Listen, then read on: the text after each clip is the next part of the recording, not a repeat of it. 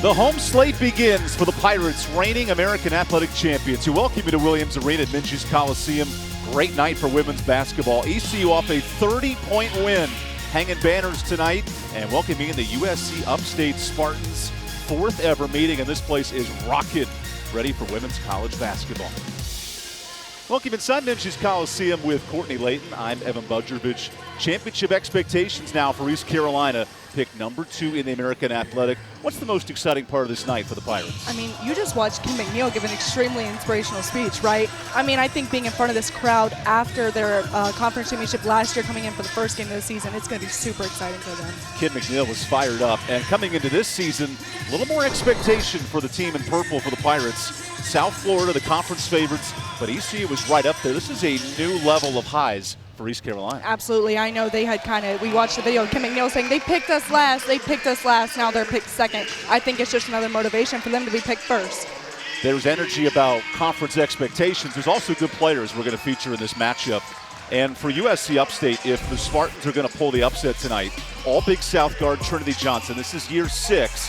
What must Trinity do for the Spartans? With year 6, you got to be a leader, right? You look at her stats right now. Her team might have not had the best game, but bringing into this game, she's kind of got to lead her team, bring up the points, and maybe help her team get a win. Trinity Johnson led this club in assists. She's getting her master's in business analytics. It's an Upstate team that does return 4 starters. Despite a 30-point loss, there are some talented players coming back for Jason Williams. You got to think about what the chemistry does for some teammates coming back together like that. East Carolina is led by one of the best in the American Athletic, Danae McNeil, first team all-conference last year. And on Monday, she follows it up with her best 3-point shooting game of Danae's career. What a step now in year 5. Absolutely. And like you said, year 5, you're bringing it in after the championship. Last year, she's preseason player of the year. She is a staple in this lineup for ECU. It's a Pirate team that dominated Elon on Monday, won by 30. And Kim McNeil noted the defense was really good. She was hoping the offense would be a little better in that Elon game, but McNeil did her part. There's Kim McNeil rallying the troops before this home opener for ECU. And we noted all throughout this broadcast, but there were not expectations here in Greenville entering 22. Well, all they did was prove those wrong, win a tournament title for the 3rd time ever and make it to the NCAAs. Now this team has tournament expectations, which is totally different. Absolutely. They've always said that they've used that as motivation. And kind of you got to think about, what am I going to bring into this season now that I've gone dancing and have a conference championship? An ECU team that won 13 games in this building last year. Fresh off a 30-point win, USC Upstate off a 30-point loss. And let's get this puppy started. Opening tip, Rebecca Gordon and My Joyner. It is the Pirates winning the opening tip. An East Carolina club that returns all 5 major contributors and inserts a new transfer in Tatiana Weish in the starting 5. Here's Sanaya Johnson, who had a breakout performance in the AAC tournament, and an early air ball for Amaya Joyner. USC Upstate under second-year coach Jason Williams. It was a total rebuild. This line is brought to you by Grady White Boats. Every player left or transferred out after former head coach took a job at Buffalo in Becky Burke. Rebecca Gordon comes back for year 2, and Johnson, we noted, all-conference guard level. You kind of got to think about what rebuilding will do for you. I mean, bringing back starters like ECU did is super important, but it can also be beneficial to rebuild your team from the bottom up. USC Upstate committed 30 turnovers in a loss on Monday at Davidson. And Jason Williams noted ball security is number 1 against the Pirates. As that 3 is off, Dakota Reeves with the early miss. There's a couple of turnovers early on the miss pass by McNeil. Danae's right in the middle of that starting 5, brought to you by Grady White Boats. And the insertion of Tatiana Weish, the Florida transfer, that adds some size to ECU down low. You also have to wonder, do her and her sister, kind of look at each other, one's in the lineup, one's not. But McNeil on there, she is on the 1,000-point watch right now. She is 277 away. We are spoiled. 2 sets of twins in this basketball game. The Levine sisters for Upstate and the Weish sisters for ECU. 2 of only 10 twins in the country at the D1 levels. There's an early miss. Down low for AC Market. ECU with the size mismatch in this one. How important is post play for the Pirates today? I mean, I think it is super important for the team to kind of, like I keep saying, motivation. I know they have reiterated that a lot with each player or coach I have spoken to. It's all about motivation. 2 early turnovers for Kid McNeil's club. McNeil on the attack. That one rolls out. Offensive foul there on Weiss, reaching over. So a slow start for the Pirates offensively. That'll make Jason Williams a happy camper. Longtime coach at Belmont Abbey. Has reiterated the growth process of winning habits. Not necessarily results, but building that culture here in Spartanburg. When you say build the culture right now, like we had mentioned, he's building the team, rebuild the program, rebuild the culture, and get back into winning habits. Like you said, winning habits translates to winning. There's Markham working in the block. One of the best scorers in the Big South last year at nearly 10 a game, and a turnover here for Upstate. Boy, turnovers could be huge. East Carolina forced nearly 30 turnovers a game last year. Finished in the top 3 in the country in turnovers forced. Now on this end of the court, it's been a struggle for the Pirates. 62 points in the opener as Joyner looks for some help. And Weiss' foul. There's a push by Trinity Johnson.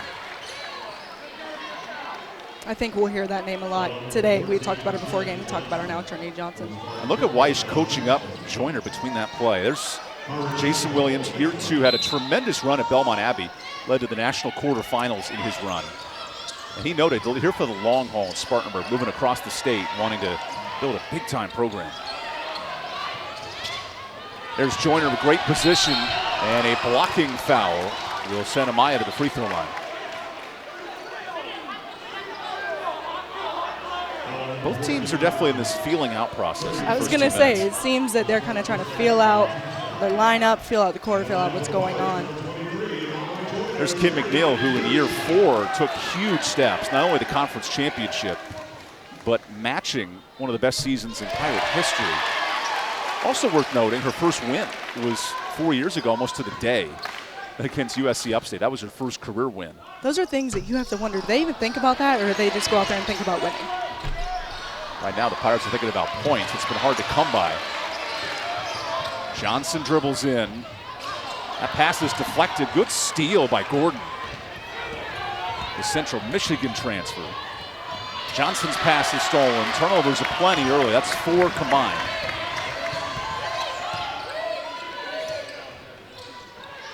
An ECU team that was in the bottom third of the American in scoring last year, as McNeil misses the 3. And a foul on the box out. That's 2 quick ones on Trinity Johnson. And teams, like you said, points have been kind of hard to come by. How important, these fouls, and Amaya Joyner with the free throws. Made 1 out of 2, but it seems how important with how many fouls so far. How important are these going to be in this game? Keep a note on Johnson playing with 3 fouls, in fact. That's a lot of confidence from Coach Williams. Absolutely. And Joyner can't hit the bunny. That was a huge note for Kim McNeil, missing layups in that opener. Absolutely, yeah, and she had said that, defense was big, but it needed to be a bigger win than it was. Held Elon to its season low from last year in points. Whoa, good block there by McNeil. That's the defense Kim McNeil relied on. Absolutely. No relation, Danae and Kim. Although Kim has noted that mother-daughter relationship that has kept Danae around for a couple of years. I've spoke with Kim McNeil a few times. I've had the pleasure of speaking with Kim McNeil a few times. She has told me that it is a very family-like atmosphere in this ECU basketball program. An ECU team that won 23 games a year ago. Holding Upstate scoreless in the first 3 minutes. Markham on the drive. There's a deep 3 that does count, but is off. Nice board for Markham. Better pass, Johnson. And free throws for Trinity Johnson. Good effort on the glass from Upstate.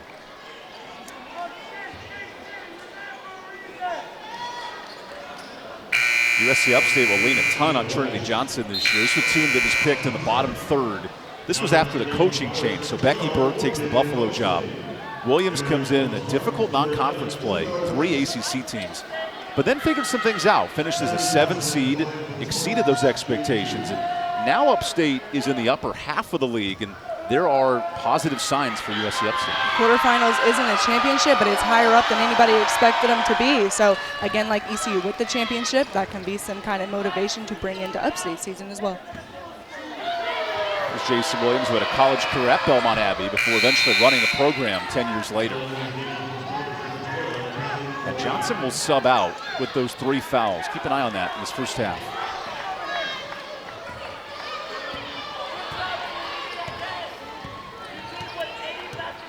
The fifth-year senior Micah Dennis operating, and she traveled.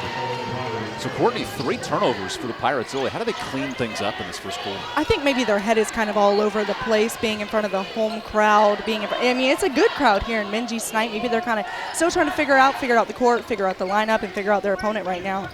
There was a pregame banner ceremony, big intro video, a lot of talk about championships, and Upstate calls the timeout. Low-scoring game early in this first quarter. And Courtney, this East Carolina team not only won a championship, but worked hard in the portal and in the freshman side of things. We'll talk about that when we come back here to Greenville.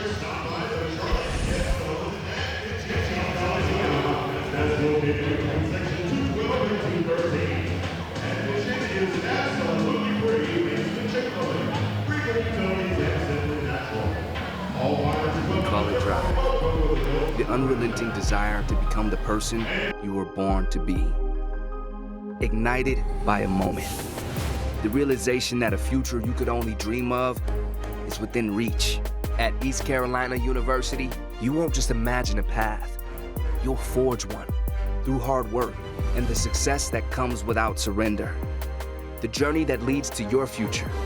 And this is where it begins.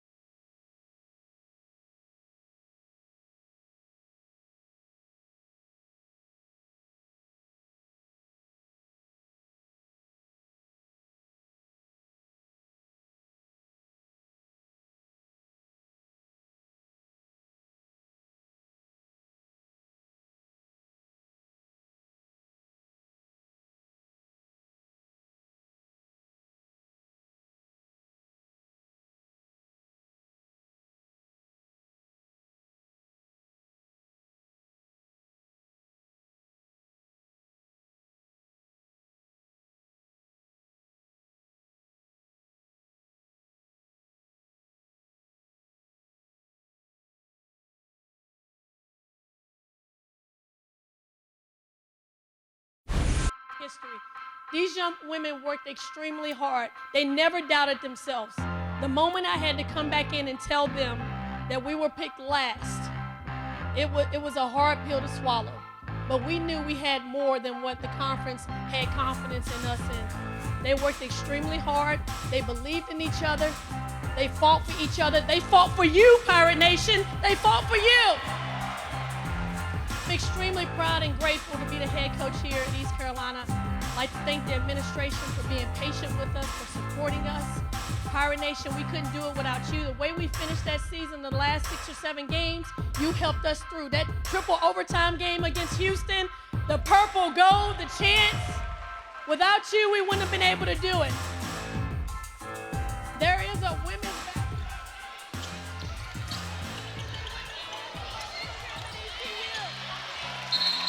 We're not going to be a one-hit wonder, all right? We built a program that you guys are going to be proud of and that we're going to continue to win as years to come. So proud to be the coach here, so grateful, so happy for Pirate Nation, so happy for Greenville. A very passionate and fired up Kim McNeil pregame. That was a cool moment, too, having the banner, the intro video, the team ready to go. As both teams are trading the ball back and forth, you can certainly feel in the building the excitement And it looks like both teams are a little anxious right now in the first 4 minutes. Well, I will say she had me ready to put on a uniform and get on the court, but ECU, they're really hyped after seeing all that. That's the kind of thing that Upstate wants to bring in and say, I want to ruin their night. That's how it is. There's another turnover for Upstate. Each team with 4 turnovers early. Well, the other thing is, both of them are in game 2 of the season. Just 1 point in this first quarter. That was a Joyner free throw. McNeil looks to change those numbers. Oh, look at that angle off the glass. Took out one of her own teammates, too. Yeah. Upstate breaks the press down. And that bucket rattles out. Battle for the boards. They'll stay here. Even with that one score, you can kind of feel the energy shift back on the ECU side now. That was a difficult angle for it was. Danae McNeil, too. Upstate's had nothing falling so far. 0 for 4 with the 4 turnovers. And here's Isabel West, the transfer guard, coming in out of a D2 powerhouse. Portal's been hot lately in every sport. Levine's pass is stolen. Joyner runs the break. Nice pass to Johnson, who's fouled. And that's an element of Amaya Joyner's game, running in transition. You look at her height, too. It kind of looks like, on the court here, she kind of looks like she towers over her teammates a little bit.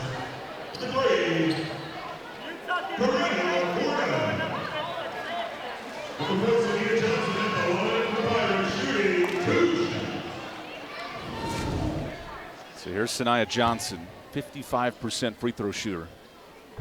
And that's been a big emphasis for ECU this year in the offseason. They made 14 free throws a game, but missed almost 10 a game as well. Yeah.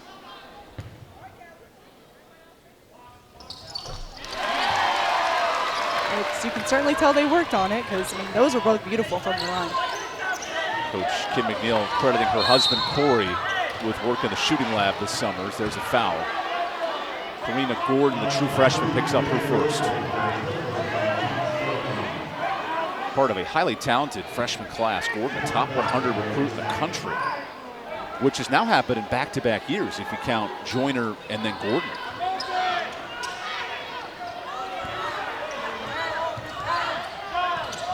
This press is really causing trouble as Johnson kicked the ball. 3rd in the country in turnovers last year, and it's putting a lot of pressure on Upstate right now. How so? We've certainly seen it happen, like you said, so far this game, but it's kind of putting pressure on them to get the ball to their teammates. You can see them struggling, even trying to find their teammates, trying to communicate. Jason Williams noted yesterday's practice was all about talking. Passing was one element, but talking and communicating through a trap. Look at that ball moving for a wide open 3. And nothing but the net. Not the right point, though.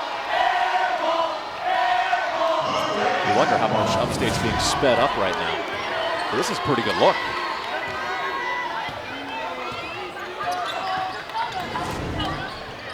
Upstate is still yet to score. ECU's rolling a 5-zip early. Here's Gordon, who made 1 triple. Well, pardon me, it is 5-2. Oh, nice spin move.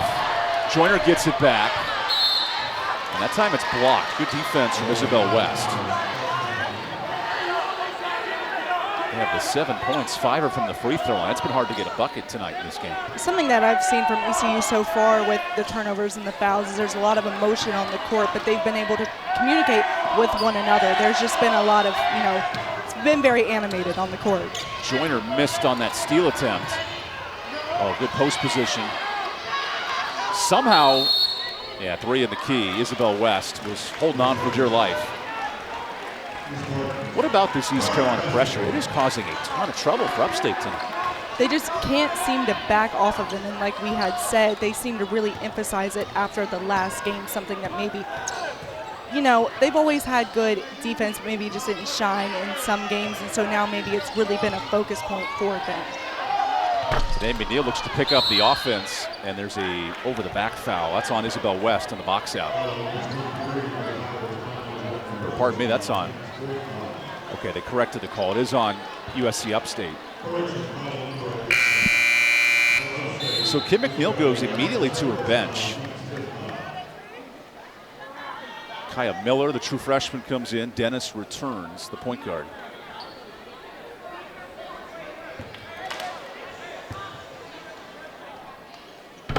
And there's Joyner, their second point of the game.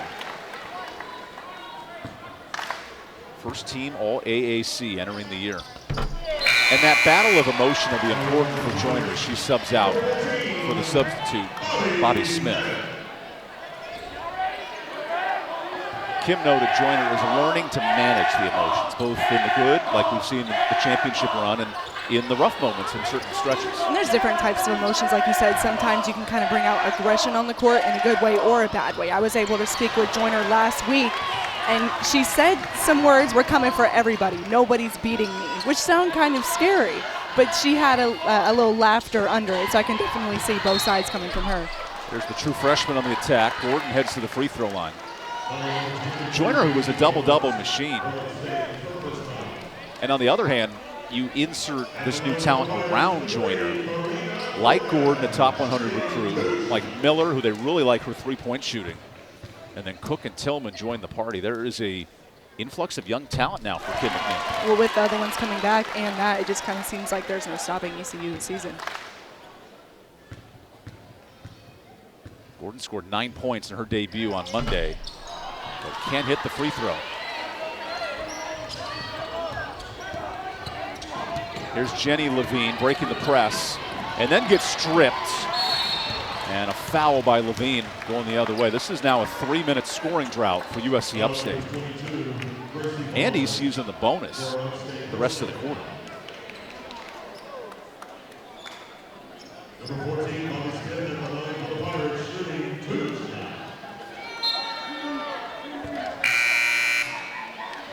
Here is Zora Frey-Chin, Wright State transfer in her third year out of Orlando, coming in.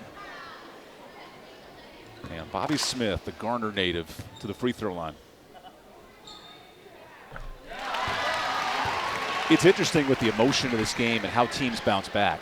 The Pirates can't make a shot from the field to save their lives, but at the free throw line, now 8 of 10, so a really good start of the charity stripe. Well, you mentioned and we talked about how they put a lot of emphasis on free throws. Well, we're certainly seeing that right now. A Pirate team that was second to last in the league at free throws last year. This is a big jump tonight. Levine breaks the press, and a double dribble. It's been really tightly officiated. Upstate with 8 turnovers. Yeah, tightly officiated, that is the word to describe it. Jason Williams noted there are puzzle pieces to winning, and turnovers is the biggest piece. They can ill afford these mistakes tonight. Absolutely. Gordon is open, and the freshman drains her first 3 in Minji's. Was a state champion high school, 3-point markswoman. It's a good sign for ECU. Nice job by Upstate breaking the press, and a blocking foul. And the ball movement huge for the Pirates. Oh yeah, absolutely. They were able to, get it wide open, make a 3. That's huge for the Pirates. You feel the energy move this way. Kim McNeil noted Gordon's 1 for 9 shooting from 3 was not indicative of her shooting ability. They want her to take those shots. Oh, here's a steal for Smith. Gordon throws it ahead. Dennis gets the transition. What a play by the Pirates. I mean, that's huge now. She just hit a 3, but now it is loud, and Minji's put them up by 13 right now. It has been a slow start, and this place is ready to break open. And now ECU's playing in transition all night. You see this right here. That is an amazing block right there to be able to get the ball back where she is alone down there, able to get a beautiful layup. So ECU's now on a 14-0 run, able to break out of a slow start. We noted with the Pirates, it was a big year winning that championship, and a big reason why Danae McNeil elected to use her final year, her COVID year, to come back. You complement it with 84% of the scoring. There are a lot of huge pieces returning for Kim McNeil. When 3 of those 5 are all captains, Micah Dennis, Sania Johnson, and Danae McNeil. And we already mentioned Danae McNeil's accomplishments are too many to count, and then you add a Maya Joyner to that list. There's a reason why ECU's picked second in the American. It's experience combined with talent. And as we've sort of seen in this first quarter, when you force 9 turnovers in a quarter, you're going to be really good basketball. Absolutely. That kind of seems like silent leadership. There's Morgan Mosley, one of the returning starters, who comes off the bench now as a senior guard.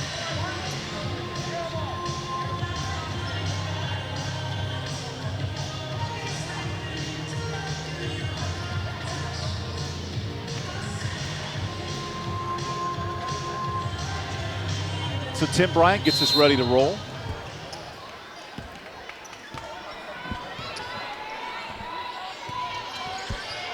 Micah Dennis feeding Kaya Miller, one of those talented freshmen here in Greenville, along with Gordon, who gets trapped by Frey Chin. Everybody touching the rock on this possession. That pass is stolen, but stays with the Pirates. Late in the clock for Miller. Gets to the free throw line. And a bit strong. Good board by Johnson, playing with those 3 fouls. It seems like in that possession there was a lot of hustle out of all of them. It is hard to hold on to the rock if you're Upstate. This is a 5-minute scoring drought. Levine kicks it around. Johnson looks to drive. And a hand-checking foul on Gordon. That's an area of Upstate will play well tonight. Need Trinity Johnson to make things happen. Yeah, and like we said before, the game being a leader is super important right now because we mentioned that they're rebuilding their program. Having a leader there is going to be super, super important for them, especially in this 5-minute scoring drought. Trinity Johnson, all-conference guard, 9 points a game last year at Upstate. Looks good on the free throw. That was the first points for USC Upstate since the 7-minute mark. Needing points in a low-scoring first. And that's where Upstate's live, 4 for 4 at the line. Now a zone defense here for the Spartans. Kim McNeil noted the ECU struggled in the second half against that zone. I'm curious the adjustment tonight. Bobby Smith is open. And a good find, her first 3. It is loud in Minji's. Anytime that they've hit a big shot, gotten a big steal, it has been loud in here. You can tell that the crowd is engaged. After ECU Women's Basketball won the championship last year, it seemed a lot of fans started to come up, and it's been very telling tonight. Another turnover for Upstate, that's 12. And Kim McNeil noted her goals for this program, 2,000 people a night. She wants this place to be rocking, and we're seeing signs of it. Absolutely.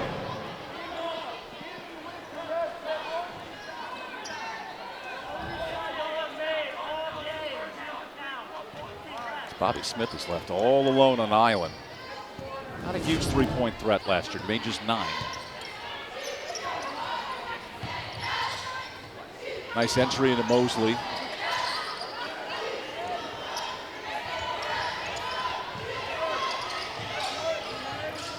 Open 3, and McNeil missed her first attempt. That'll go the other way. In that 6 3-pointer game on Monday, Kim McNeil noted that 3-point shooting has really excelled for McNeil. It opens up her game. When it gets to a point where, I mean, if you're making 6, you lose count after that. That's tied her career best. Look at this pressure by Miller. Now the freshman Kaya comes over. Johnson breaks through it, drives through, and wanted the foul. Here's Miller the other way. 1v2, little step through, couldn't hit it, and that ends the first quarter. It was a slow start, and the East Carolina Pirates came to play. 17-2 run to end the first. It's a banner night here in Greenville, and these Pirates are off and rolling through the first quarter.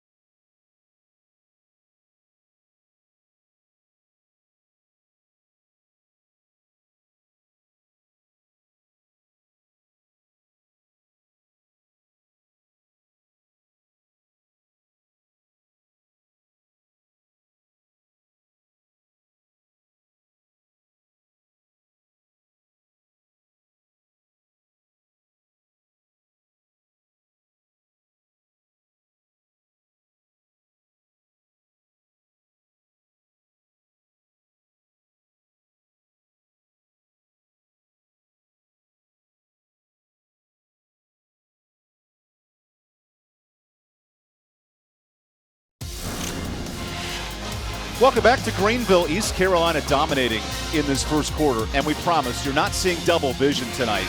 There's a unique combination of twins here in Minges Arena. The Levine sisters at USC Upstate and the newly inserted transfer Weish sisters out of Florida transferring in. And this is really neat because there's only 10 sets of twins in all of Division I basketball, and we're seeing 2 tonight. A good chunk of change. We asked Coach Williams about the Levine sisters. He said the biggest competitors on the team against each other. And the Weish sisters, Kid McNeil said it's big sis, little sis, kind of heckling each other. So I love seeing anytime there's these twin sisters going to work. And especially like they're different here. You get to see one where they kind of go head to head, but at the same time, if they're going head to head, they're pushing each other to be better. But in a big sis, little sis moment, it's the same thing, just coming from 2 different ways. Levines and Weishes, fun to watch. We got 20% of the twins in the world, at least at the Division I level. Courtney, you and I are twinning tonight. We're both wearing black. We are. We got something rolling. Kim did note that Talia and Tatiana both took separate visits to Greenville and each committed separately. It was not a twin decision. They entered the portal at different times. Upstate looks to break a slow shooting start, and that's nearly an air ball. Just touched rim, blocks Smith. And USC Upstate 0 of 6 in that first quarter. How do the Spartans fix the woes here in the second? Just a lot of mistakes, it seems like, trying to clean things up, maybe get back communicating on the court. Upstate scored 51 in a loss to Davidson on Monday and actually shot the ball well, 40%, and then made 6 threes. Dennis into her bag and hits that jumper. A much better start in the second quarter. That's what I was going to say. It seemed much better pace for ECU. Micah Dennis, who spent time in the fall as a sideline reporter for soccer. I hope she answers the hard-hitting questions post-game time.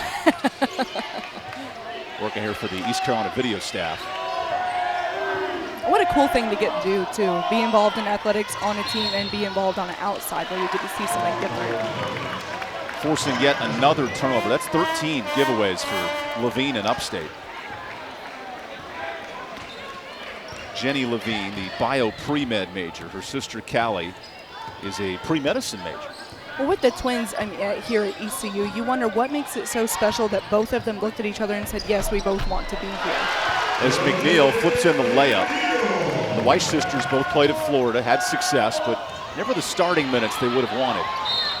As Danae turns it back over. I know there are some siblings that are playing a sport, and they say, I've played with a pair. They say we're a package deal. You take us both or you don't take either one. Both Weish sisters won, which is crazy, 4 straight Florida State titles. This is more huge points for the Pirates, able to get up there, get a beautiful layup, and get on the board again. The degree of difficulty on these McNeil layups would win horse every night. I was never good at that game. And here's Joyner putting on a dribbling show up the court. It's been a slow start for my Joyner. Just 3 points and all on the free throw line. Nice ball movement. McNeil is wide open, and that time she doesn't miss. Beautiful. That's a beautiful shot. They're able to get it around the court, and that's what I say when I mean a lot of leadership, a lot of vocal. They say the captains on this team are very vocal, and a beautiful shot. And McNeil was only a 25% shooter from deep last year. A much better start tonight. And you wouldn't believe it, this little pass around right here, able to get up and shoot it, and it is just nothing but net. Beautiful shot. You wouldn't believe that stat based off of tonight in the last game. Credit to McNeil in her 5th year putting in work in the summer. Coach McNeil, no relation, said that Danae would put up over 200 threes a day, and that's multiple days a week, getting after it in the gym. Stayed all summer to work on her craft. Nice shot fake Markham and a big bucket for Upstate. Yeah, that's huge. That's a huge momentum shift for Upstate there. They really needed that. And it took 13 minutes, yeah. But there's the first points from the field. Yeah, think about how ECU feels right now. I mean, like you said, that's a big basket for Upstate, but 13 minutes. There's a reach-in foul on Isabel West. An Upstate team that only scored 49 points a game last year, so it was an offensive struggle. These were not 2 heavy-hitting scoring teams last year, which makes a hole like this a very difficult one to climb if you're the Spartans. Right. Dennis on the drive, and a reach-in foul. Gracie Barnes commits her first, the true freshman out of Cincinnati. One thing that I do love about basketball is getting to see the animation out of the coaches on the sidelines, almost like they want to be on the court. They're this close from putting on a uniform. Both were college guards. So I'm curious, they are chirpy by nature. Oh, nice move for Joyner. And there's Amaya's lighting up. First points from the field, 5 total. It was almost on cue. You just said we haven't seen a lot from her, and then she comes up big. This defense for East Carolina only allowing 1 field goal in the first 13 minutes. That's nuts. Yeah, absolutely. Frey Chin works it through the zone.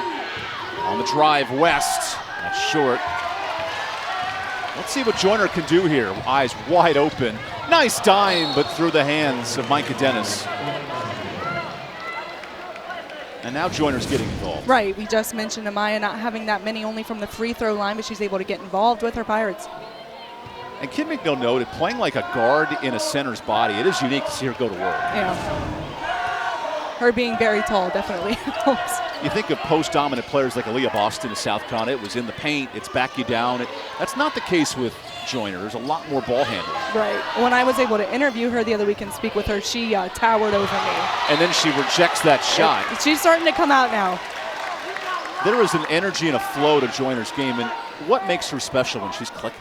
Well, I mean, think about all of her accomplishments she's had beforehand. I think now she's kind of starting to come to light. You see that right there. That's amazing effort, and I think that's just the player she is putting in effort, 100% effort to everything that she does. Kim McNeil described year 1 as a learning process for Joyner. Now it's a be the best player in the league type of season. I think in year 1, everybody kind of has to go through the learning process of college, being a student athlete. It's not easy, especially when you come in as a big name. Not only that, you are a local kid as well from Farmville. So Joyner's going to work, looks to flip one up there, gets the block, gets the rebound, and now free throws. Because Amaya Joyner as a freshman did things that are uncommon. Absolutely. Here in Greenville. Set a program record for rebounds in a season. Also top 5 in blocks and points. It was a dominant season for Amaya Joyner. And when I spoke with her, we very briefly went over that, and these were things that she didn't even know. She said, are you sure? Because I told her, I said, you know, your name is everywhere. And she said, really? There was a sense of confidence now for Joyner in year 2, and Kim McNeil's touched on that. With numbers like that, you got to have confidence. You got to keep those in the back of your head. But she also says that she is not complacent with those numbers either. Extends this lead to 23 points. It was funny talking with Kim, and she said, yes, we won by 30, and yes, we shut down Elon, but there were some second half woes, including Joyner's play in the second half as she commits the foul. But that level of coaching will be big for Amaya as she gets deeper into her sophomore year. I know that with Kim McNeil, she had told me that she felt very, very close to her, like she could go to her about anything, and having that kind of relationship with somebody who is so young, and Amaya Joyner, is very important. Because having a relationship off the court with your coach can improve your game on the court as well. So Trinity Johnson re-enters. Rebecca Gordon comes in for AC Markham. Look at Johnson take it away. Sania's doing all the dirty work tonight in transition. Yeah, that's dirty work, just as you said. That is beautiful. So that's 15 turnovers forced by the Pirates. Johnson, of course, was top 3 in steals last year in the conference. McNeil's not too shabby either. Wow, the Pirates are causing, look at all this trouble. It's a different start from the first quarter for sure. This doesn't even look like the same team that was just out there. 3rd in the country in turnovers last year. They're causing a ton right now. Add another. That'll go off of Upstate. Last touch by Gracie Barnes. And if you're Kim McNeil, you have to love this 8-0 run forced by turnover. Just a lot of aggression for, like you just said, forced turnovers. It has been so much aggression out of these Pirates so far. They have been very vocal on the court to each other and been able to signal to each other, and that is something that they have prevented Upstate from doing. I think Upstate, from what I've seen, has really had a hard time finding their players, finding somebody who's open, really because there hasn't been anybody open. Meanwhile, Joyner operates on an island. Welcome to Joyner City! There they had one!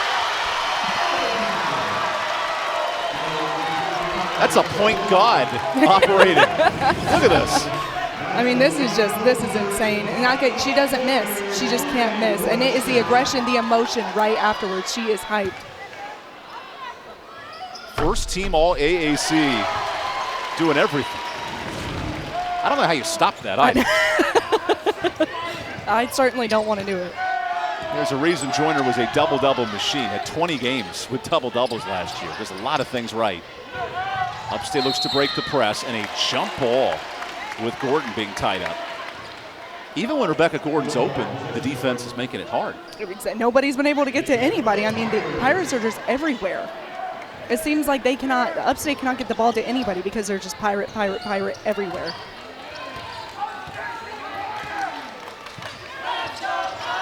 Joyner downstairs.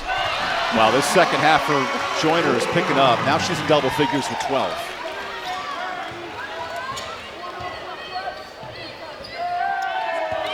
The largest lead of the game extends for East Carolina. Oh, another steal. McNeil's doing it herself big time. She's got double figures with 11. What a motivation shift. I mean, the Pirates were already up, had a great move going, but now, I mean, the press is on. Wow, if you're Upstate, this is a real tough task. Absolutely. And a 10-second violation. But I couldn't catch the ball. It was right to me. It was right here. I couldn't catch it. This is East Carolina's defense playing nice. Absolutely. I mean, like I said, they have not been able to get the ball to each other. Look at the block, the layup right here. It's just beautiful, and the Pirates are hoping to continue this for the rest of the game. All ECU in this first half.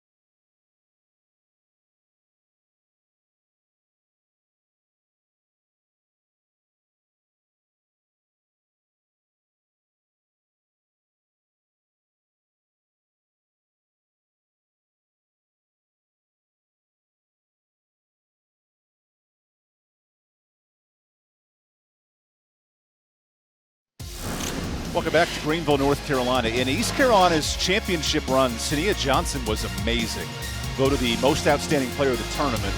Not only double figures every night, but hit what ended up being the game-winning bucket against Houston. And that's a huge stretch for an impressive senior guard. Just amazing stat line, and that is why she is a team captain. I mean, those are the kind of people that you want as leaders on this Pirate team.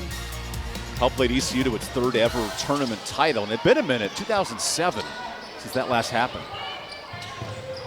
Here's a couple of freshmen playing catch, and that three goes out. Weish on the boards and a steal. Dakota Reeves takes it away. Upstate really needed that there. Upstate hasn't scored in almost 4 minutes. This three may help, and that rattles out. And a turnover stepping out of bounds, Rebecca Gordon. It's been a tough shooting night. Spartans are 1 of 14. From the field. Part of that defense, part of that offense. ECU's defense has been scary. It has been tough. Led the AAC in scoring defense last year. Leads to a nice look from Mosley. What a dime from Gordon. That's what I've been talking about. That's what I've been saying. They've been able to get vocal on the court and see each other, right? I mean, that is just, it's a great pass. Beautiful execution was there. And look at that 6th defender, Kim McNeil, moving her feet. I know. That is a coach that loves defense. Open 3 this time. And Upstate breaks it down. First triple for Gracie Barnes. That's exactly what they needed there. First 3 of her career, in fact. Congrats to the freshman. How do you think that feels? Well, it's like in your softball career. You probably wrote down your first base hit or your first steal or whatever. Yeah. In my intramural pickleball career, I wrote down my first point or my first win as Weish bangs downstairs for the layup. First points for the Florida transfer here in Greenville. I can tell you anything and everything about my first home run. When was it? My sophomore year, we were playing at home against UCF. I can tell you the pitcher's name and everything. It's 2019. Pirates adding some memories tonight. Gordon in transition gets her first bucket from the field. 6 points with a couple of free throws mixed in. Now this game's picked up some pace. And the turnover woes continue. 22 turnovers for Upstate. And that lucky fan did not have one of those moments. I'm thinking back to last night. The Nets broadcaster caught the ball. Oh, yeah. At center court. It's nice to be on the court down here. You kind of get to see everything. I dropped the firsthand. ball tonight. You when did. It came into my hands, but I protected the monitor, so I You did my did. part. East Carolina well on its way to its 4th straight home opening win. As there's a steal by Rebecca Gordon. Callie Levine in the final minutes of the first half. Looks to get this Upstate offense going. Only 2 buckets in the first half. There's a steal. Oh, not just so fast. And Barnes hits back-to-back buckets. With ECU looking better in the second quarter, Upstate has started to look a little bit better too. Even so, ECU's defense has not let up. Nice crossover, Gordon. Better pass to Weish, who didn't see it coming. I like the vision, though, from the freshman. Upstate seemed to be a little bit more aggressive this quarter, though, kind of like ECU has been on defense.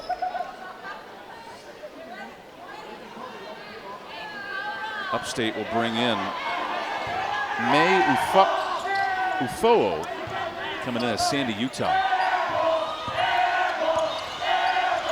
And also Maggie Brown, the junior forward, comes in. She turns it over.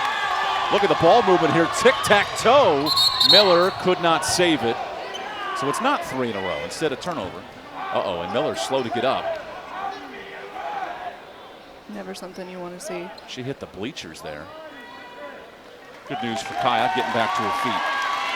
Out of Woodbridge, Virginia.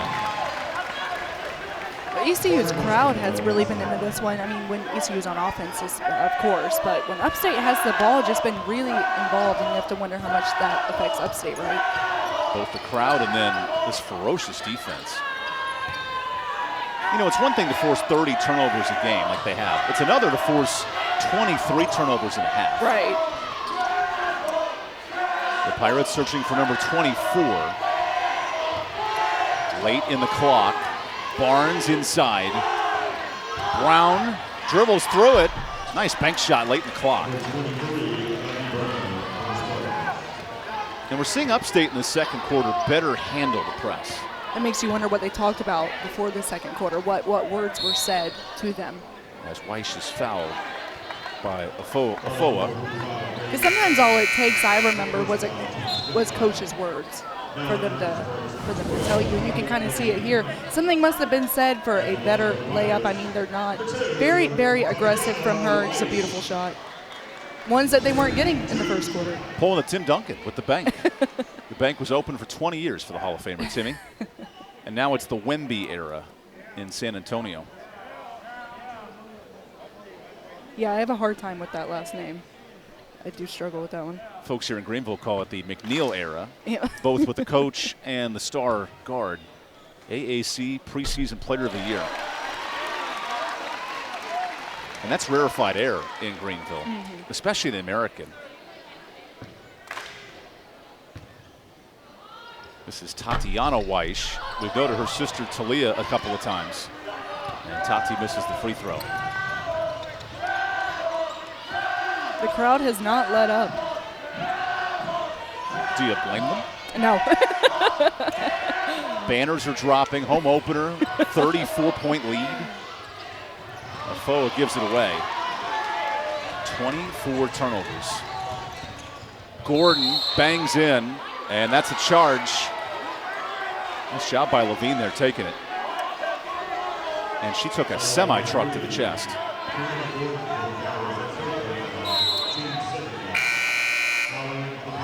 Now we'll head to the bench for Bobby Smith.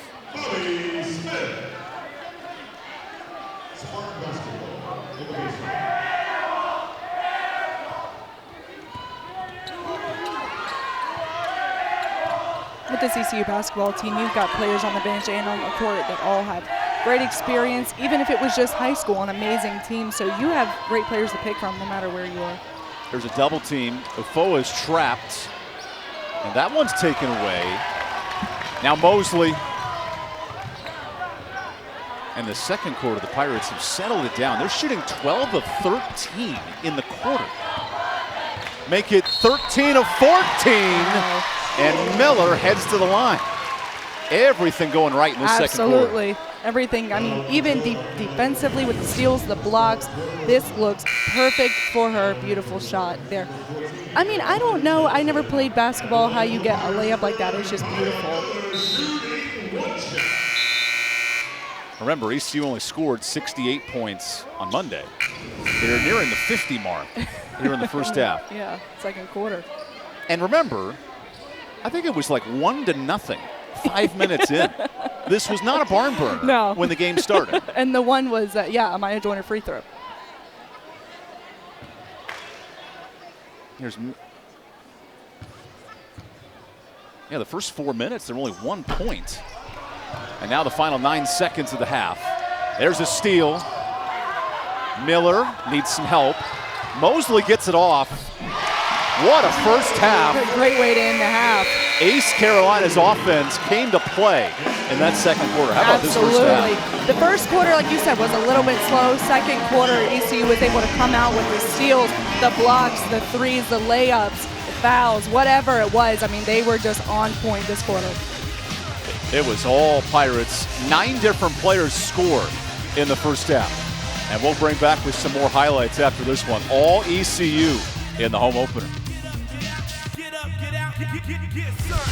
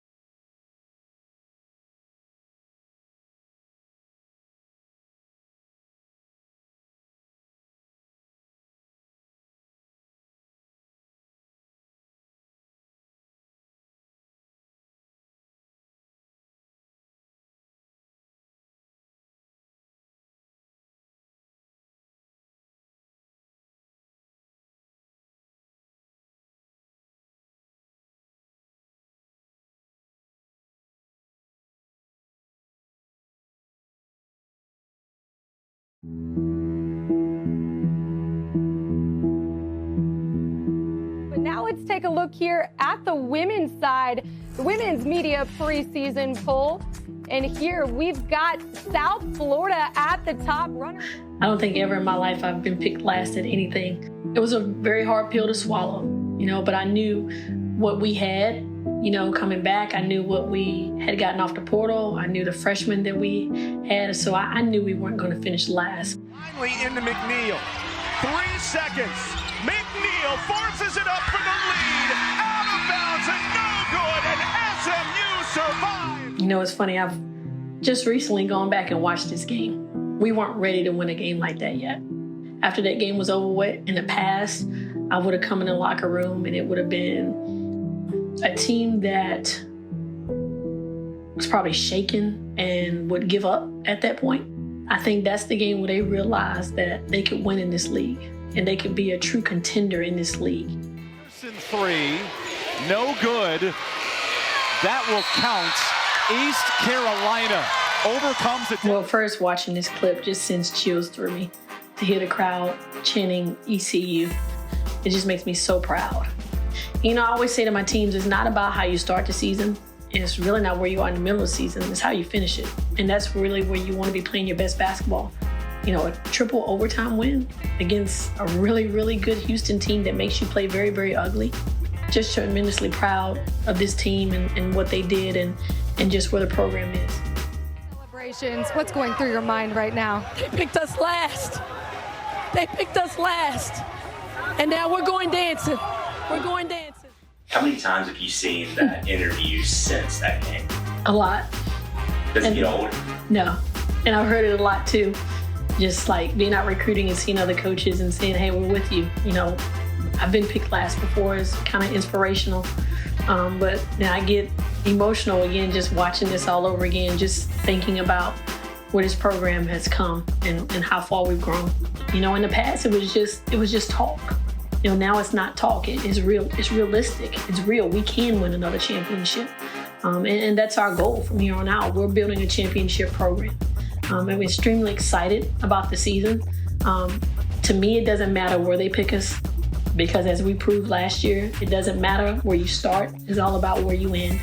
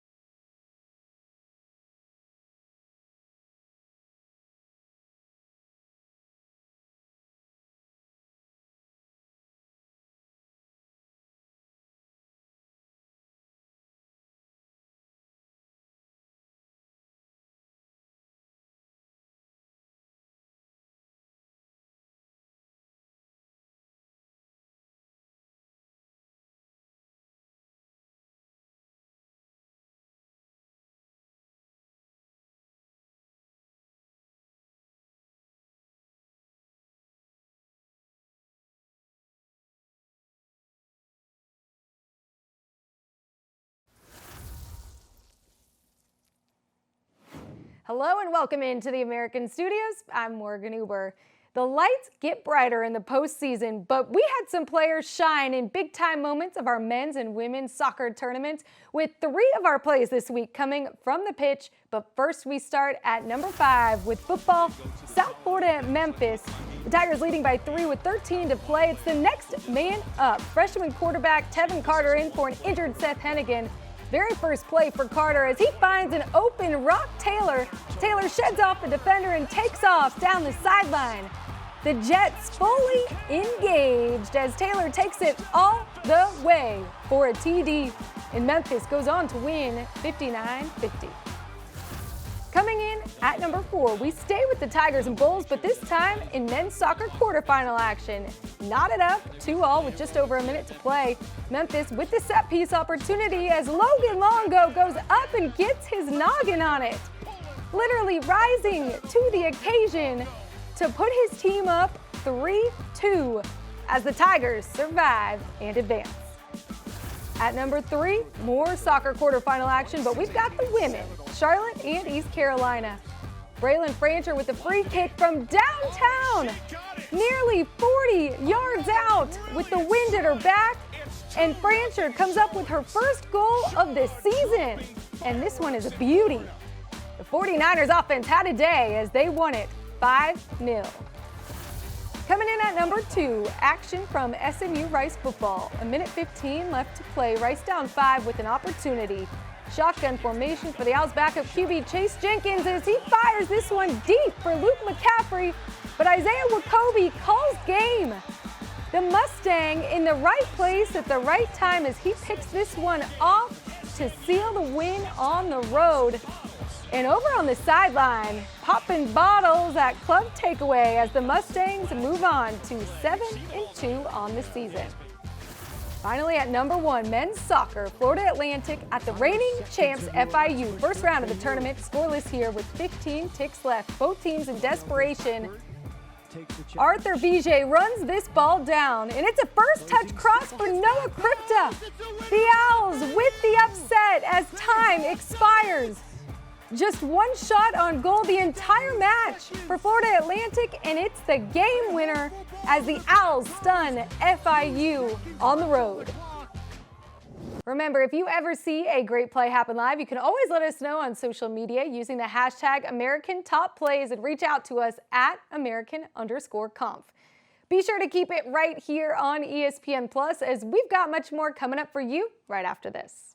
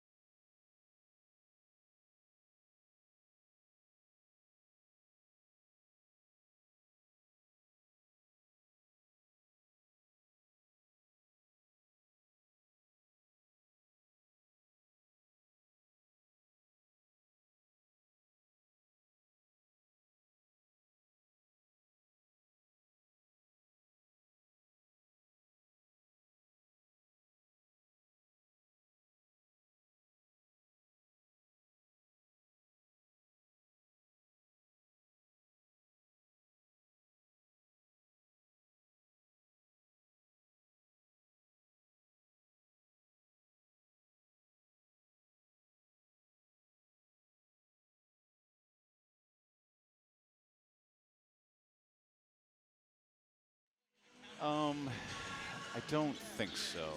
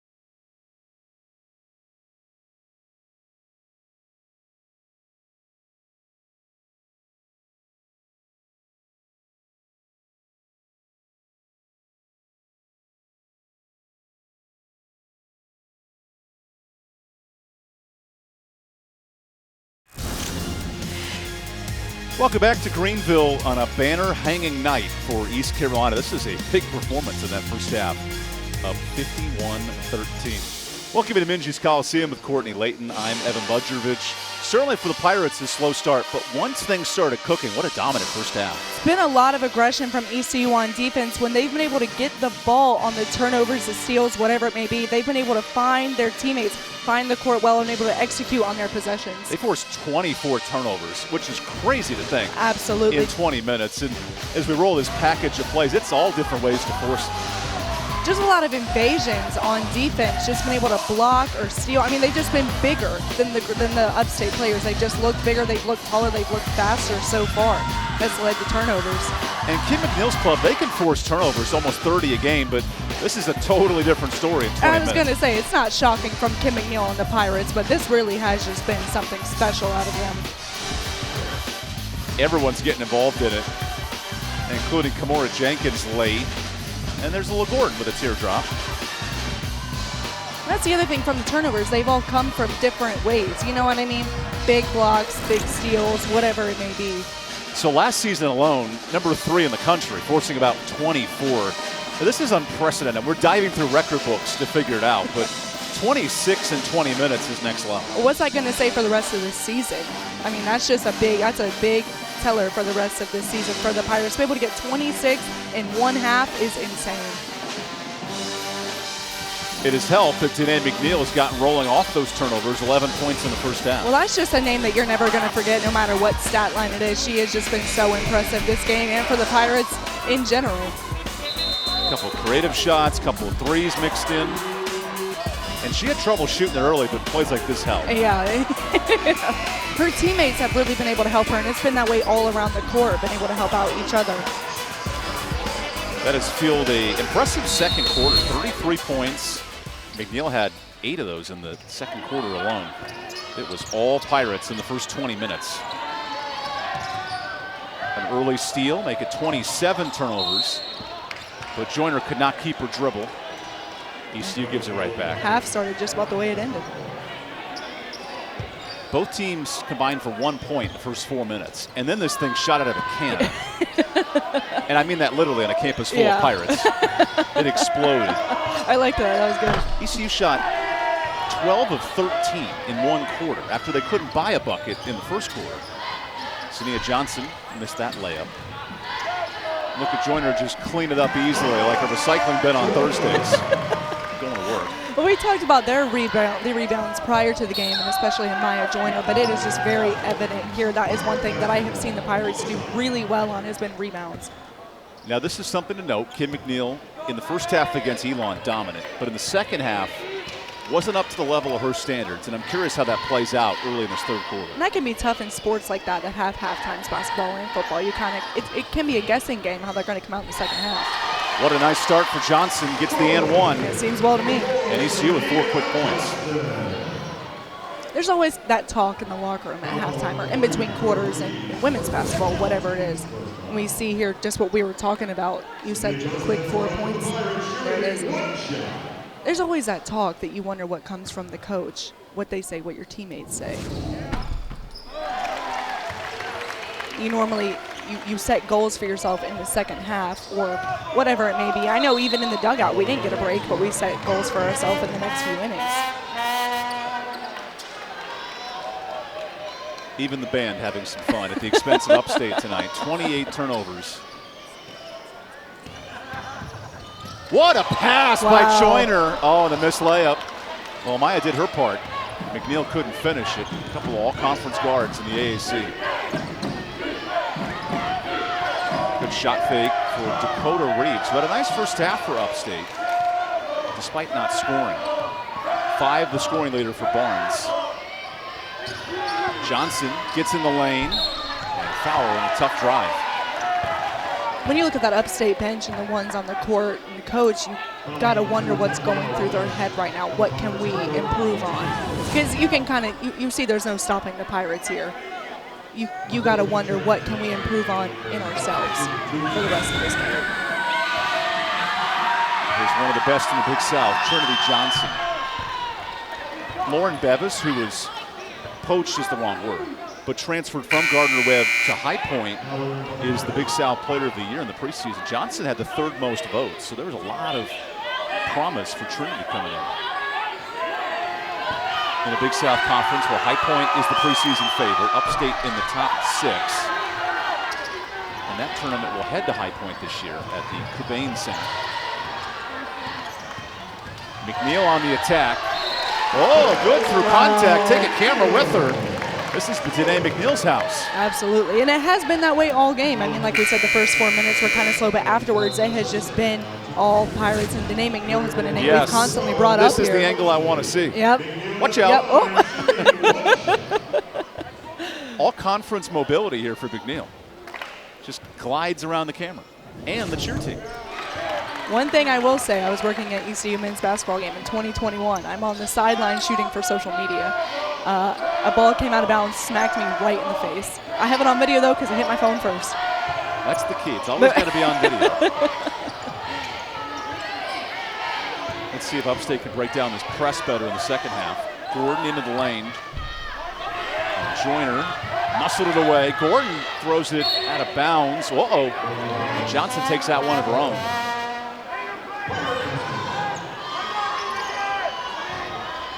Upstate nearly 30 turnovers, 29 right now, in 22 minutes of play. You don't see that very often. No, but how much of that has been ECU, you know?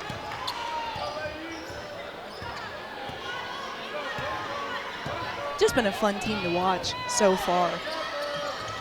Here's Mosley's turn. Wow, the shots start falling like that. Good luck. Just can't miss right now. All of them. It doesn't matter who has the ball. It was the team last year that only shot 23% from deep. So this improvement is a big step. You wouldn't know that now. They've made 5 of 7 tonight. Make it 30 steals, and then Joyner gives it back. Johnson's turn. Oh, Joyner went for the swat. Instead gets the whack and a foul. Then the kablam. And then the band plays their penultimate womp, womp, womp. You thought you came for a basketball game. You really came for an orchestra of sound effects. I like to see, we see the coaches animated on the court, and I like to see other people get involved in the game like that, make it fun. We noted Upstate in a much different Big South than a few years ago, but here they are nearing the top half of the league. High Point, the clear prohibitive favorite. And don't sleep on Presbyterian, where Johnson transferred from. They have 2 all-conference guards. Nice diamond to Joyner, who was stripped on the way up. It's interesting to me to see Joyner on the court with everybody. That's the way you see everybody, but you can just see her head above everyone. Just gives her an advantage as if she doesn't have enough already. Joyner, the freshman of the year in the AAC. Oh, nice find to Johnson. Joyner all by herself, and that's an easy putback. You said nice find. That's what I had kind of mentioned. They've been able to really see the court, really find their teammates, not kind of feel like they're left on an island out there. 12 assists now for the Pirates. The Pirates are really making it hard to get the ball to Upstate. Johnson is trapped.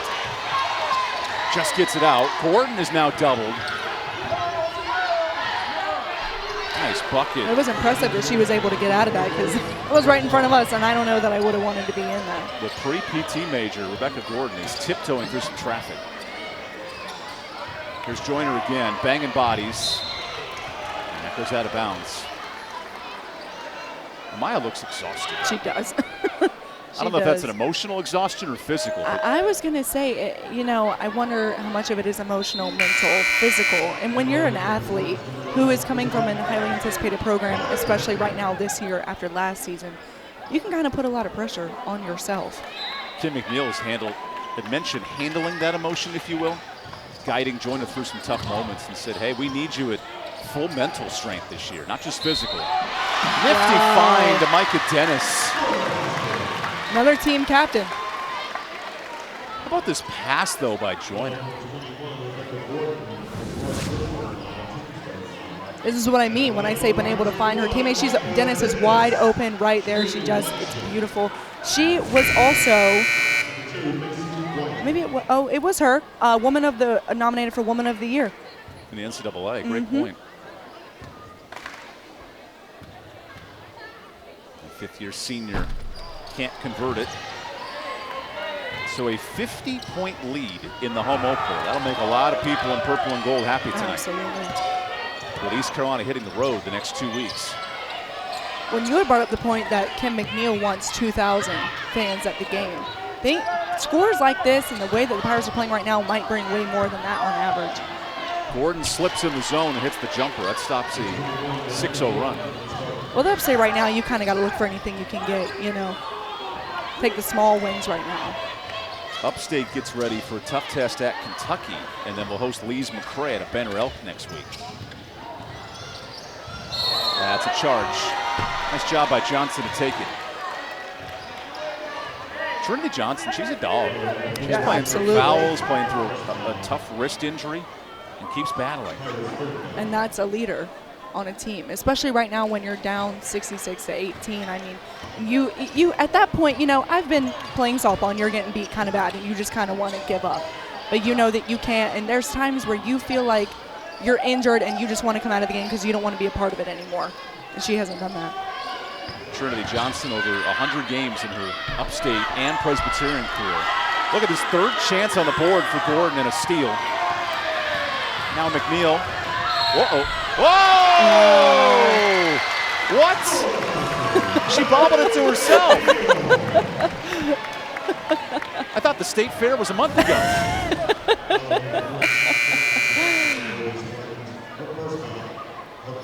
I don't understand that. Nice play, though.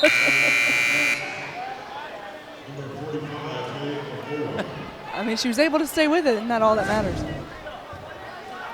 Take Nate McNeil, you noted 277 away from 1,000. If she scores on a play like that, it'll be cemented in all-time history here in Greenville. She inches closer. What an exciting feeling that's got to be. I've always been told players know it. Like they know the number, they know where they're at, and they try to make something special. Yep. Isabel West, the transfer, comes in out of a D2 power. Misses the layup out of Charleston. Joyner runs the lane and rushed it. McNeil, though, misses the bunny. Yeah, Joyner looking a little frustrated after that one. Halfway through this third quarter is all Pirates. Oh, man. McNeil one more time. Oh, missed the layup. And it's kicked off of Upstate. And we'll take the media timeout. Both teams looking to clean some things up in the layup department when we come back. All Pirates in the home opener here in Greenville.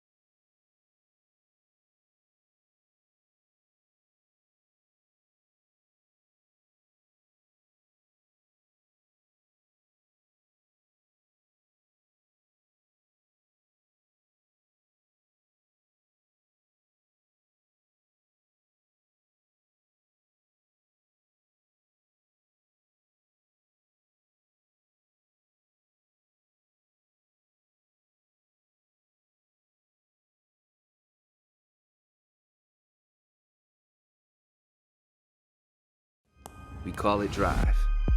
The unrelenting desire to become the person you were born to be.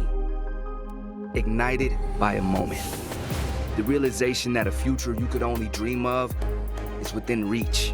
At East Carolina University, you won't just imagine a path. You'll forge one through hard work and the success that comes without surrender. The journey that leads to your future. And this is where it begins.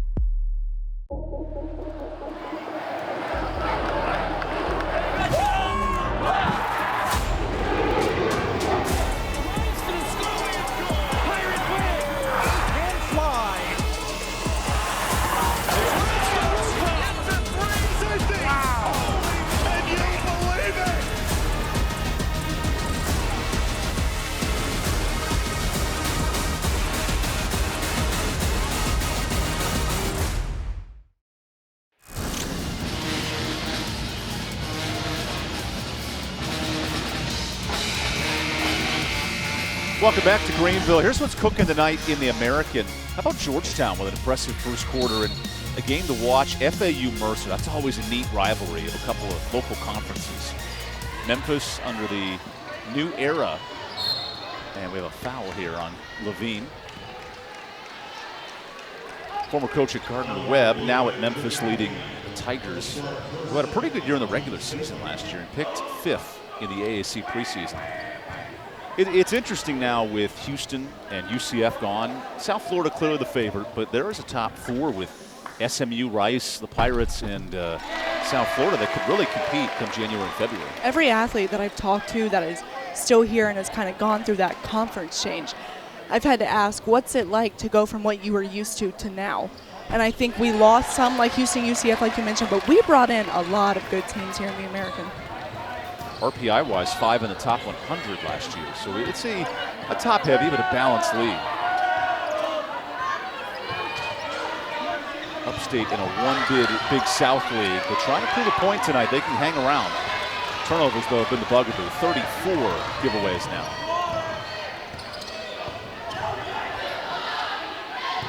Here's a new insertion for East Carolina, driving the lane. Jade Tillman with her first bucket as a Pirate at home. You see how hyped the bench got after that. I love that. I love to see teammates like that get excited. The other thing about games like these is you can maybe put players in that haven't gotten playing time before. Gordon thought she had a steal, and instead a second chance bucket for Isabel West. Those are going to be big for Upstate right now, just small victories. West was an NAIA All-American and has to replace the starter Talia Gordon, who was moved on via graduation. Big three for the freshman, Karina Gordon. That is not what Upstate wants to see. Now, you know, they get on the board again, but I mean, I feel like any time they have gotten on the board, done something good, ECU has just come back the other way and said no.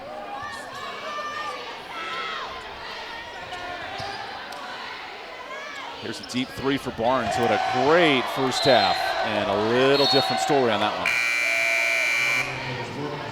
How as a player do you mentally handle these moments if you're Upstate and in a big hole like this? It's really tough. I mean, that is not easy. You kind of got to look to your teammates at that point. You start saying, what can we do to just make this a little bit easier on ourselves? How can we get better from this game? Because we're facing a great opponent. Upstate's facing ECU, great opponent. What can we take from here to take into our next games, although Upstate does go to Kentucky their next game? Miller comes up short. Nice find to Miller. Good crossover. Into some contact. Welcome to Greenville, Kaya Miller. Brought out all kind of spin moves there. That is just insane. Wow.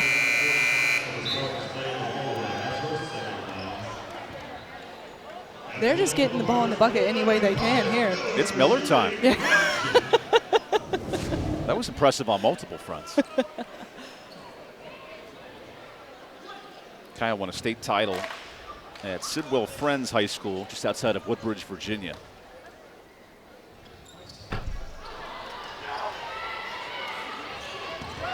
.23 free throw attempts for the Pirates tonight. They have lived on the line. They've also lived with the steals. Absolutely. And a foul. That's drawn by Jade Tillman, who gets up after scoring her first points as a Pirate. You mentioned that she's a state champion. I also am a state champion. That's a low-key flex, but I'll take it. Humble brag. Jason Williams, a two-time Division II Coach of the Year. Kim McNeil, who had a ton of votes for AAC Coach of the Year last year. Put together a great year, exceeding expectations, and won the award as well. Seems like that's been kind of the thing here at ECU, bringing in a lot of different cultures. And again, when I talk to athletes, I graduated only 2 years ago, but in athletes now, it's still the concept here at East Carolina where everybody knows everybody, but it's brought in a new era, a new culture here at ECU, and it's been really special to see. In a year where the Pirates now have expectations for the first time in almost a decade. The freshman runs the break, cleaned up by a fellow freshman, and Jenkins comes out with it. Picks second in the AAC. And now you look at some of those games with South Florida and Rice early in conference, and it'll matter for once. Absolutely. Head to South Florida January 28th. And that comes with excitement, but it comes with a hint of pressure as well. But Welcome not to to the them. crossover. Kaya Miller's putting on a show in her home debut. Yeah, I don't need to say anything about pressure or anything to them. They have not shown it at all. They have been just fine. Turnover number 36.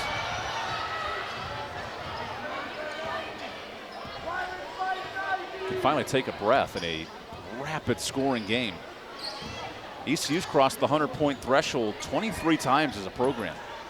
I'd imagine they get there tonight. Miller's doing her part. Deep into her bag for that one. She might just finish it off for her. Miller's now in double figures. She's the third Pirate to join the ranks. Something else I can tell about ECU based on their practices, what I've seen and how I've spoke to them, they don't take any game lightly. No opponent lightly. It doesn't matter who they're playing. They always play to their game. Which is a different mindset than what Kim McNeil noted last year, where they were up and down moments, especially in the non-con. Nice pass to a foe down low for the layup. That breaks the 18-2 run.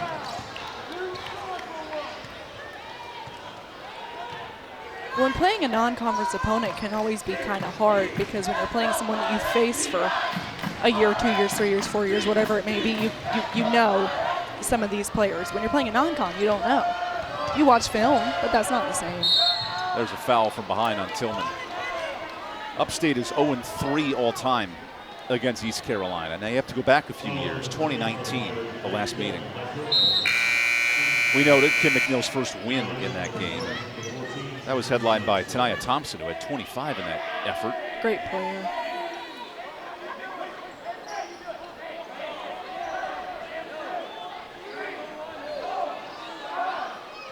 Kim McNeil getting the explanation on the foul there. She's one who is super into her team, very into her players, but you can also tell by her that she is never satisfied. If you look at the score right now, I know that she is very proud of her team and the effort and how they've played, but she Also, is, never Petey the satisfied. Pirate's playing the trombone right now. Oh. In other news, as Jason Williams takes a moment to coach up his team. That's ECU. And here I thought the Pirate doesn't speak. As AC Markham misses the free throw. There he is. Here's the musical talents.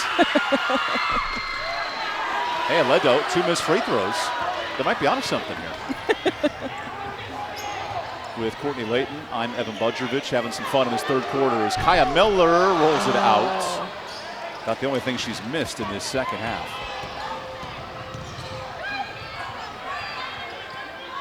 Open triple. That's a good look. That's exactly what they needed. Small victories for Upstate right now. Nice 3 for AC Markham out of Murfreesboro, Tennessee. Markham, who was in nursing school and went home last night for class, came back for the game today. And there's Markham with the O board. How impressive is that? Johnson couldn't hit it. And what a third quarter for Kaya Miller. Absolutely. I mean, it's just been great, able to lead the team like that. Great scoring, has not let up one time. It was the Miller show, 11 for the freshman. And all Pirates through 3.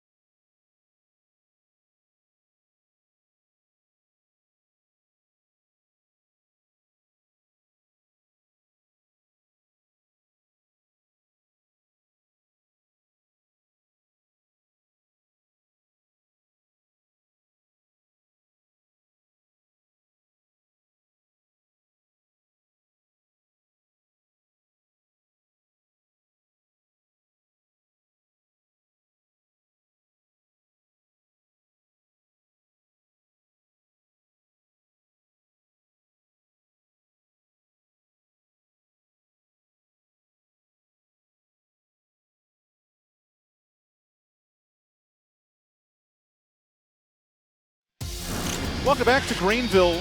These news and notes are brought to you by Grady White Boats. For opening week of the AAC, and Temple put on a show in its debut over Delaware State. Maya Moore, no relation to the UConn great, was fantastic. And the league overall, 10 wins of the first 13 games. And then Pondexter and Crawford, they go off in a big win over Lindenwood. So Tulsa off to a good start. And in this league, maybe a two-bid league in years past, there are opportunities for the ECUs, the USFs, the Rices to get on a run this year. Well, that's what I mean when I say the change in the conference has been a big one, but it's also been a good one for the American. 3 of the programs made the tournament last year with Rice out of CUSA. And of course, South Florida and ECU, the original teams in.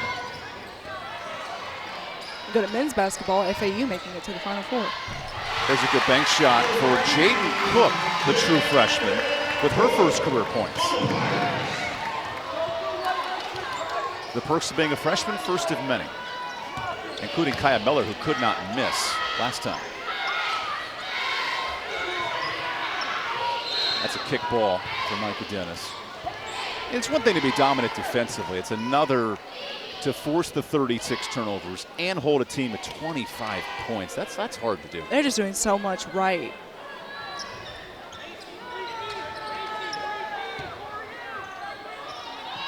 And every steal that they've gotten, turnover that they've gotten, whatever it may be, they've executed on their positions, which is why, so many turnovers but so many points from the Pirates.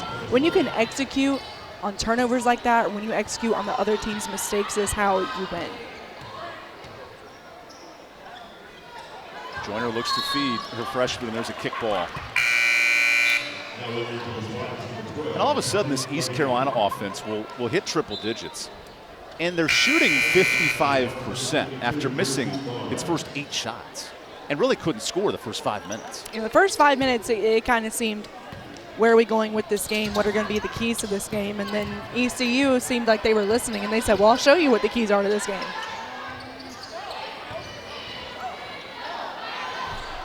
Cook a little strong. She was trying to cook up some creamy Alfredo there, but just missed it. Nice steal. Johnson is electric with speed and then takes the passenger with her. Gets to the bucket and cashes in the carpool lane. Just a veteran move. There's a reason there's the captain's star on her chest. She is doing everything right. Absolutely. I wonder how special it feels to wear that on you, to know that you are leading a team. You had said it, not only leading a team, leading in a conference championship team. Well, you could ask Micah Dennis that question as well as a fellow captain.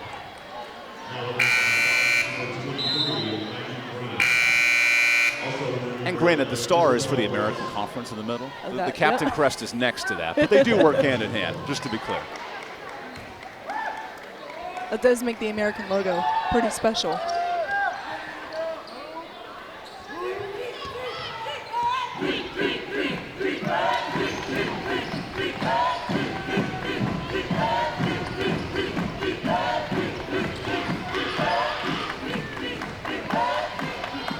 There's an air ball on the 3 from Callie Levine. And McNeil banged into Levine. Good rebound for Trinity Johnson. Chance for numbers here for Upstate. Hasn't been said much tonight. Fast break points, a total of 0. It'll turn into 2 on the layup from Isabel West.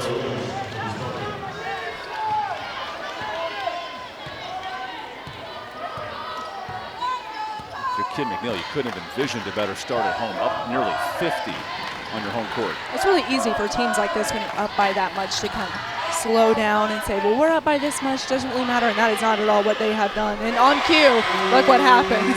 7th triple for the Pirates, that time Dennis. Exactly what I mean. They just have not let up. Not gotten sloppy, not gotten lazy at all. And that's what you want out of your team. That's how you make championships. ECU did not score 100 last year. Not once.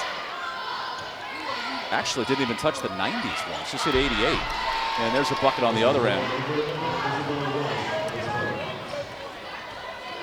Because there's still 6 minutes left in this game. It's not a 100-point chucking up threes with a minute left. Right. Well, Upstate has looked much better this quarter.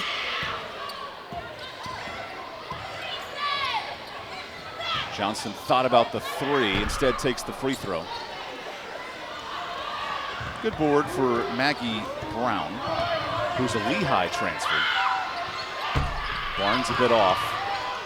And a collision. Johnson, the last one in there, so the foul. They've just been so tough this game. You watch the collisions, and ECU has just been, okay, I'm good. Good to see Brown get back to her feet.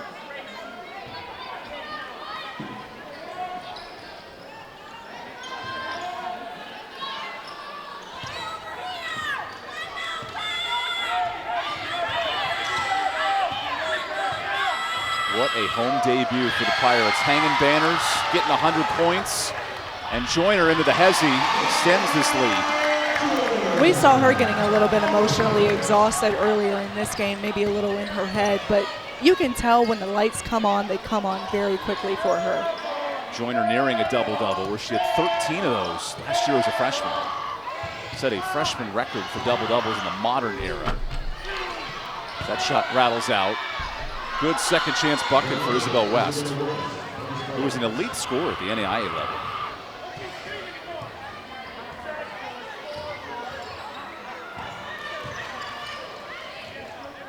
All the starters in for the Pirates, minus Cook. Joyner couldn't get the roll. And gives a nice glance over to her coach after that missed shot. That's what I'm saying. Just, you know, sometimes in her head, I think sometimes she just needs help from Kim McNeil. Oh man, this is a game of back and forth, and now the starters will exit. And if you're a Maya Joyner, this is what you want. This is what you're looking for. This does not come with mental exhaustion. That is just like how she plays. And Rod Brindamore, a.k.a. Kim McNeil, going into her line change. Bunch of new faces. You know he's my favorite coach. Local Carolina Hurricanes, of course.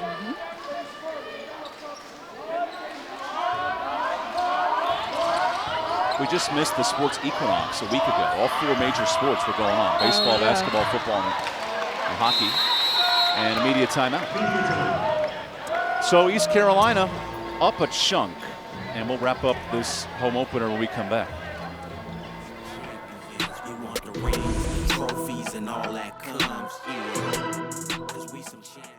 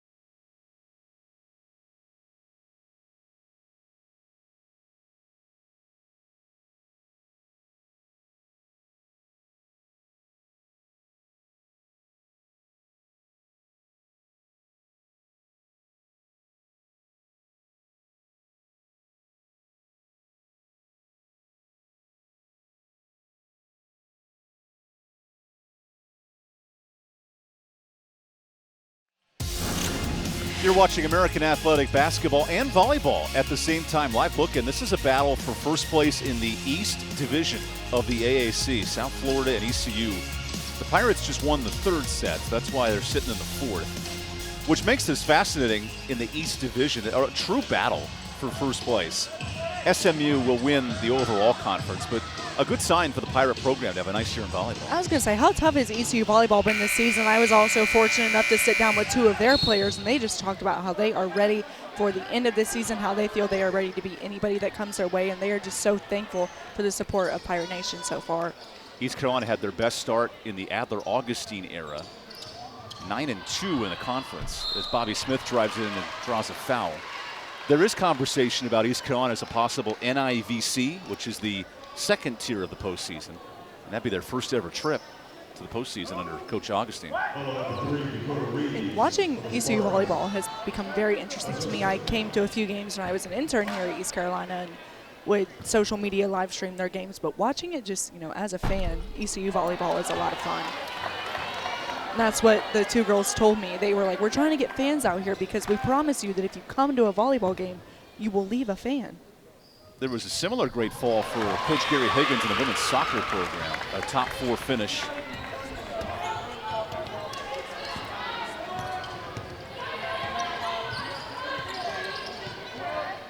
You cap it off with a women's basketball home opener that's been all Pirates from the jump.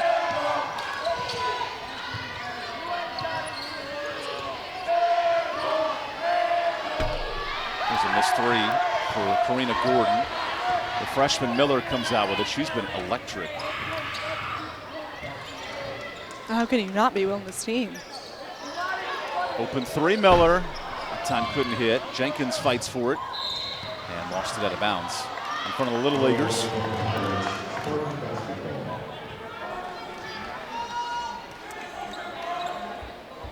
Neat to see so many elementary school kids in the front row too. I do enjoy when they have their education day. That is a really cool thing ECU does. Here's a steal for the Pirates. We're putting on a show tonight. Miller runs to the 3-point line and hits it. She has just been on fire. Electric was the word that you just used, and it has just been proven true. She has been unreal. 14 in her home debut. What an exciting feeling that's got to be. Nearly a steal for Miller, who's now making it tough on Johnson. Trinity kicks it out. Good little Euro, and a foul on the drive. That will send Isabel West to the free throw line.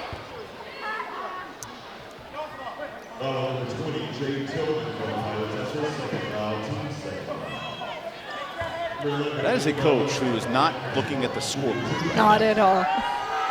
Like I had mentioned, she will tell her team that she is proud of them, that they played well, the score, so on and so forth, but she will also look at the negatives.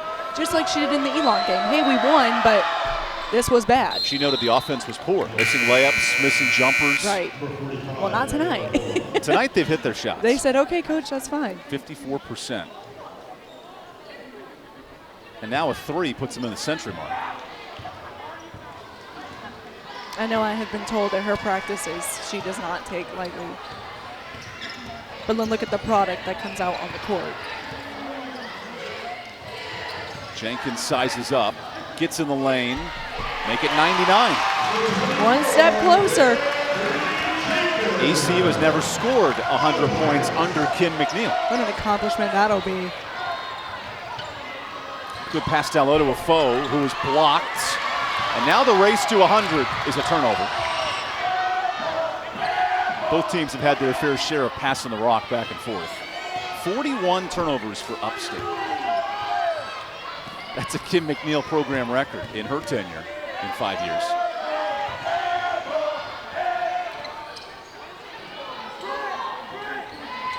A foe is trapped, and now the race for 100. It'd be fitting if Miller I was just going to say chucks it up from step range. Gordon wants it. Here we go. The clear out.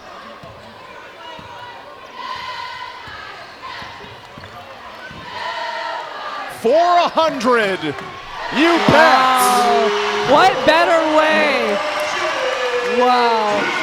It's taken 6 years for the Pirates to crack 100, and they join an exclusive list 24 times as a program.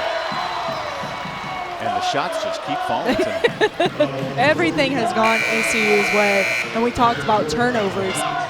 Yes, they forced a lot of turnovers, but it doesn't matter if you can't capitalize on them, but that is all they have done, is executed. And leaning on Jade Tillman, who's played like 5 minutes in the second half as a freshman, getting her first action. It's been that kind of night for the purple and gold. Everybody they brought on the court has been aggressive, just very into the game. Nobody has come out sloppy.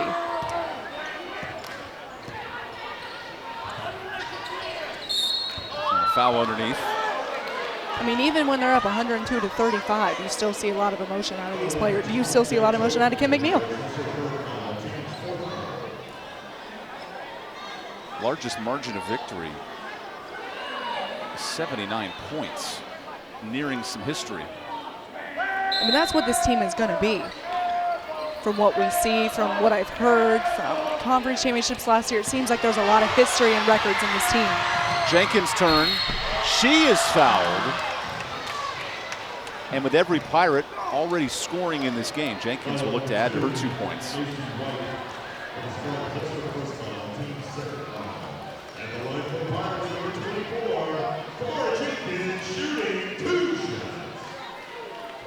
You wonder what going through the mind of the husband-wife duo there, Corey and Kim. The way, I mean, I wish I could read minds. Just sitting here looking at them, I wish that I could know what they're thinking.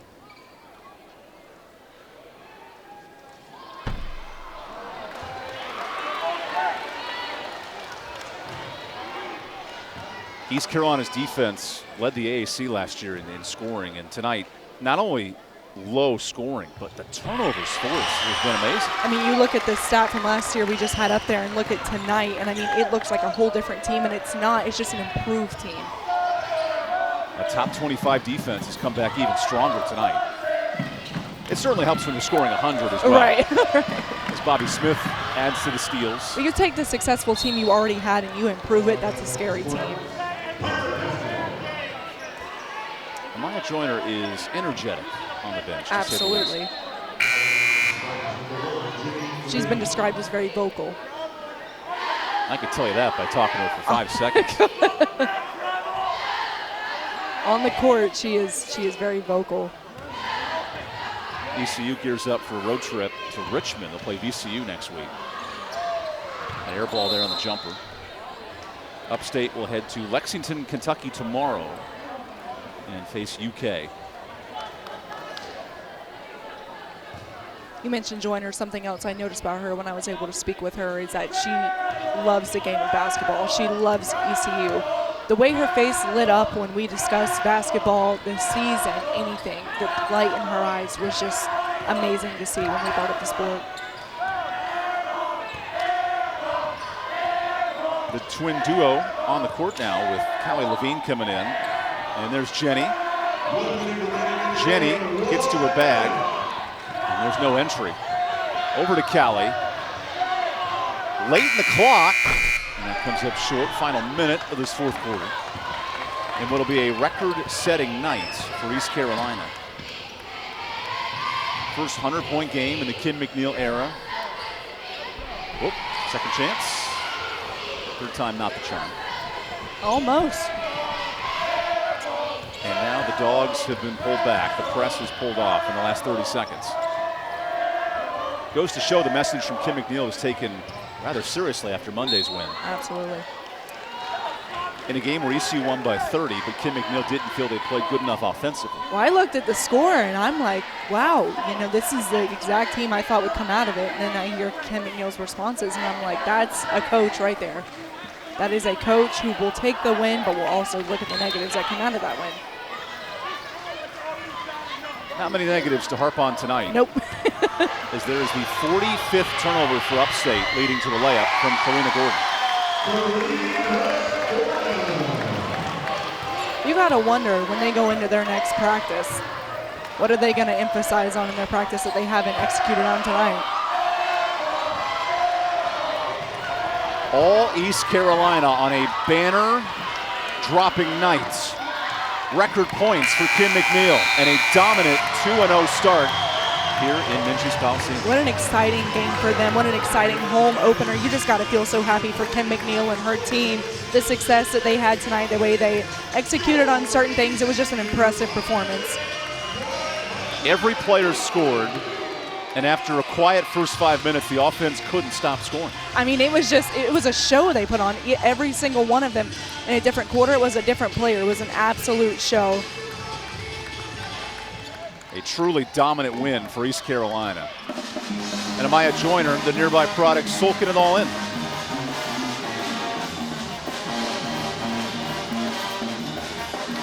What a fantastic night. I know. I mean, and Amaya Joyner is someone who feels her emotions so aggressively. You see that right there. She takes it all in no matter what it is. Sulking in this final moments. Here's our game summary. And East Carolina moving the rock well, getting everybody involved in 4 and double figures. An impressive win. Absolutely. It seemed they were able to kind of take the negatives from last game, quote unquote negatives, and really execute on them this game to get the big win. Miller got involved in that third quarter with double figures herself, and then things sort of started cooking. Like you said, the first few minutes were a little slow, but they were able to pick up very, very quickly. So now we are excited to have Coach Kim McNeil, the big winner tonight. Kim, describe this moment pregame and the atmosphere of celebrating your championship. Yeah, I mean, it was a surreal moment. You know, this is what I came here to East Carolina to do. You know, we came here to build a program that is going to be sustainable. You know, we're not going to be a one-hit wonder. We're going to be winning championships from years to come. So just great to see Pirate Nation show up for us. Hope they can continue to do that. I know it was a slow first 5 minutes, but once things started to click, what impressed you about this performance tonight? Yeah, I think it was just emotions. You know, a lot of nervous energy and a lot of excitement. But I like the way we competed after that. You know, we came out, we scored 33 points in 2 quarters. We held them to 2 single-digit quarters. Just our effort and our bench. Those freshmen are fearless, huh? And I love it. I love it. I love watching Miller getting her bag in that third quarter. Yeah. You know, it's one thing to hold a team under 40, but then to score 100 points, what a nice bounce back for Monday. Yeah, we talked about that against Elon. You know, we held them to 37 points, but I felt like we left a lot of points out there. You know, we wanted a dominant performance on both ends of the floor, and I think we got that tonight.